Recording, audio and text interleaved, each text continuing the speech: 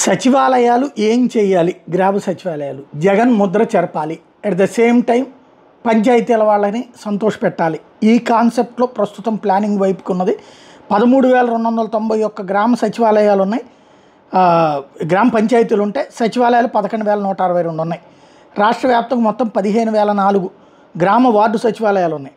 వీటిలో 1,19,803 మంది ఉద్యోగులు నేరుగా నియమించారు. అంటే టోటల్గా పంచాయతీ ఆఫీసులు అంటే 13,291. కానీ జగన్ టైంలో పెట్టే 15,004 గ్రామ వార్డు సచివాలయాలు కలిపేసి ఈ 1,19,803 మంది ఉద్యోగుల్ని నేరుగా పెట్టుకున్నారు. ఇతర విభాగాల వాళ్ళని కూడా కలుపుకుంటే 1,27,175 మంది ప్రస్తుతం గ్రామ వార్డు సచివాలయాల్లో ఉద్యోగులుగా పనిచేస్తున్నారు. వీళ్ళలో గ్రామ సచివాలయాలు 95,533 మంది, వార్డు సచివాలయాలు 31,592 మంది ఉన్నారు. వీళ్ళలో 18 నుంచి 27 ఏళ్ల వయసు ఉన్నటువంటి ఉద్యోగులు 50,284 మంది, 39.54% మంది. 28 నుంచి 37 సంవత్సరాల వయసు ఉన్న ఉద్యోగులు 54,774, 43.07% మంది ఉన్నారు. సచివాలయ ఉద్యోగులు పీజీ, పీహెచ్డీ, ఇంజనీరింగ్, వైద్య విద్య చదివిన వాళ్ళు ఉన్నారు. పీజీ ఆ పైన చదివిన ఉద్యోగులు 14%, వృత్తి విద్యా కోర్సులు చదివిన వాళ్ళు 31%.